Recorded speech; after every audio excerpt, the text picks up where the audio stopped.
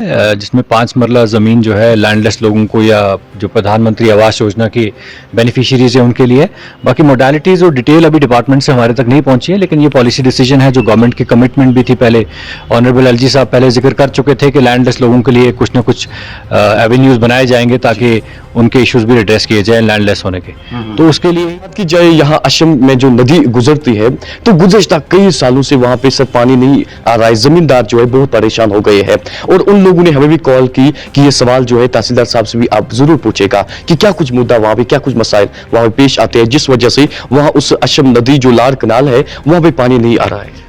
इसी agriculture season में ये जो एंटी एनक्रोचमेंट है और ड्रेजिंग एक्सरसाइज कंप्लीट करके लार कनाल को फिर से फंक्शनल कर देंगे। हाँ, बिस्मिल्लाहिर्रहमानिर्रहीम, अस्सलाम वालेकुम। आवाज और तस्वीर की दुनिया के दोस्तों, आप देख रहे हैं जम्मू कश्मीर के घर-घर की आवाज कश्मीर ग्लोबल टाइम्स और कश्मीर ग्लोबल टाइम्स में आपका मेजबान सोहेल मकबूल। नाज़रीन मोहतरम, इस प्रोग्राम में हमारे साथ बात करने के लिए मौजूद है तहसीलदार संभल जनाब ज़ीशान ताहिर साहब JKS। तो अगर हम बात करें, हर वक्त जो है जब गवर्नमेंट कोई स्कीम लॉन्च करती है तो हमारी भी हर वक्त यही कोशिश रहती है कि हम आप तक उनका जो है अवेयरनेस प्रोग्राम पहुंचाए। जिस तरीके से आप ये बात बखूबी जानते हैं कि कल लेफ्टिनेंट गवर्नर मनोज सिन्हा साहब ने जो है ये ऐलान किया है कि 5 मरला जमीन जो है वो बेघर खा लिया जाएगा। तो ये किस हद तक इसमें जो है क्या कुछ ये प्रोसीजर रहेगा, मेरे साथ बात करने के लिए मौजूद है जनाब ज़ीशान साहब। तो इन्हीं से मजीद बात करने की कोशिश करेंगे और कोई और ऐसे भी कुछ मुद्दे मसाइल हैं उन पर भी बात करने की भरपूर कोशिश करेंगे। तो सबसे पहले सर आपका बहुत बहुत इस्तकबाल है कश्मीर ग्लोबल टाइम्स में। शुक्रिया सर। जो ऐलान किया गया 5 मरला जमीन जो है, थोड़ा बहुत हमारे ऑडियंस भी समझे कि ये क्या है सर। देखिए, अभी पॉलिसी अप्रूवल हुआ है जिसमें 5 मरला ज़मीन जो है लैंडलेस लोगों को या जो प्रधानमंत्री आवास योजना की बेनिफिशियरीज है उनके लिए। बाकी मोडालिटीज़ और डिटेल अभी डिपार्टमेंट से हमारे तक नहीं पहुंची है, लेकिन ये पॉलिसी डिसीजन है जो गवर्नमेंट की कमिटमेंट भी थी। पहले ऑनरेबल एलजी साहब पहले जिक्र कर चुके थे कि लैंडलेस लोगों के लिए कुछ ना कुछ एवेन्यूज़ बनाए जाएंगे ताकि उनके इश्यूज भी एड्रेस किए जाए लैंडलेस होने के। तो उसके लिए ही कल पॉलिसी अप्रूवल हुआ है। अभी मोडालिटीज़ और डिटेल नीचे डिपार्टमेंट के पास हमारे पास नहीं पहुंची है।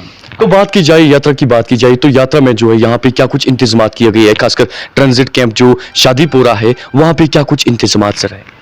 ये बांडीपुरा में एक ट्रांजिट कैंप है जिसमें हमारे पास तकरीबन 600-700 यात्रीज़ की अकोमोडेशन अवेलेबल है। सैनिटेशन से लेके लंगर से लेके बाकी जितनी भी फैसिलिटीज़ हैं, रजिस्ट्रेशन डेस्क से लेके हर तरह की फैसिलिटी अवेलेबल है। तो जो यात्री यहाँ रास्ते में, क्योंकि यात्रा का रूट है यहाँ से, तो जो यात्री यहाँ रुकना चाहता है वो यहाँ रुकता है, उसको हर तरह की फैसिलिटी प्रोवाइड की जाती है। यहाँ से थोड़े डिस्टेंस पे, मतलब थोड़े टाइम में आदमी बाल्टल पहुँच जाता है। तो अगर लेट नाइट या लेट इवनिंग में कोई आता है तो उसको यहाँ इस्तेमाल किया जाता है, यहीं रखा जाता है। इसमें पुलिस और सिक्योरिटी एजेंसीज के साथ बड़ा अच्छी कोऑर्डिनेशन के साथ एक कैंप चलाया जा रहा है। बहुत खाने की फैसिलिटीज़, सैनिटेशन और हर तरह की फैसिलिटीज़ अंदर ही कैंप में प्रोवाइड की जा रही हैं। हेल्थ फैसिलिटी, सभी चीज़ें जो प्रोवाइड की जा रही हैं। आप शायद मेरे से भी जो जिक्र कर रहे थे सेक्शन 4 और सेक्शन 5 की लैंड की बात कर रहे थे, वो बेसिकली कॉमन लैंड बोलते हैं उसको, शामलात ज़मीन होती है। सेक्शन 4 की ज़मीन जो है काचराई होती है, और सेक्शन 5 की ज़मीन जो है वो लोगों की ज़मीन होती है। वो हसब रसद के हिसाब से, प्रो राटा के हिसाब से जो लैंड ओनर्स हैं उस गांव के, उनकी अपनी ज़मीन मानी जाती है। ये एसेंशियली कॉमन लैंड है और कॉमन पर्पसेस के लिए यूज़ होती है।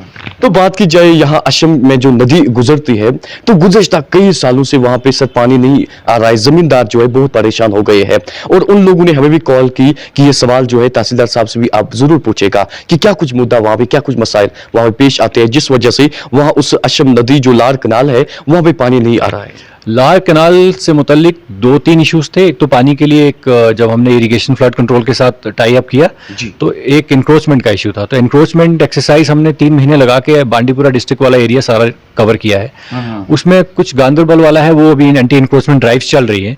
उसके बाद वो जो कनाल की रिवाइविंग के लिए एक्टिविटीज़ हैं जिसमें ड्रेजिंग होगी या बाकी एंटी इंक्रोचमेंट ड्राइव जैसे मैंने जिक्र किया, वो गांदरबल से स्टार्ट होगी और बांडीपुरा एरिया में भी हो रही है। आपने खुद भी देखा होगा। तो मुझे उम्मीद है इसी एग्रीकल्चर सीजन में ये जो एंटी इंक्रोचमेंट है और ड्रेजिंग एक्सरसाइज कंप्लीट करके लार कनाल को फिर से फंक्शनल कर देंगे। जी, तो इस बारे में असम के लोगों को आप क्या बताना चाहोगे। इसमें स्पेशल टीम कॉन्स्टिट्यूट की गई थी डिप्टी कमिश्नर बांडीपुरा ने। तो हमारी तरफ से जो बांडीपुरा के साइड का काम था एंटी इंक्रोचमेंट वाला, वो कर दिया गया है। ड्रेजिंग वगैरह की एक्सरसाइज चल रही है, होपफुली जल्दी काम खत्म करके वो जो उसका फायदा है लार कनाल का वो लोगों को तो पहुंचेगा। चलो सर, बात करने के लिए बहुत बहुत शुक्रिया। मेरे साथ बात कर रहे थे अब तहसीलदार सुंबल जनाब जीशान साहब। तो इन्होंने भी जो है इस बारे में लोगों की खासकर जो शिकायतें आ रही थी लार कनाल की रिगार्डिंग, तो उनमें जो है बाज़ाब्ता तौर पर इन फ्यूचर वहां पे बाज़ाब्ता तौर पर इंतजाम भी उठाए जाएंगे। तो आप देखते रहिए। कैमरामैन गवर अयूब के साथ सुहेल मकबूल का खुसूसी रिपोर्ट।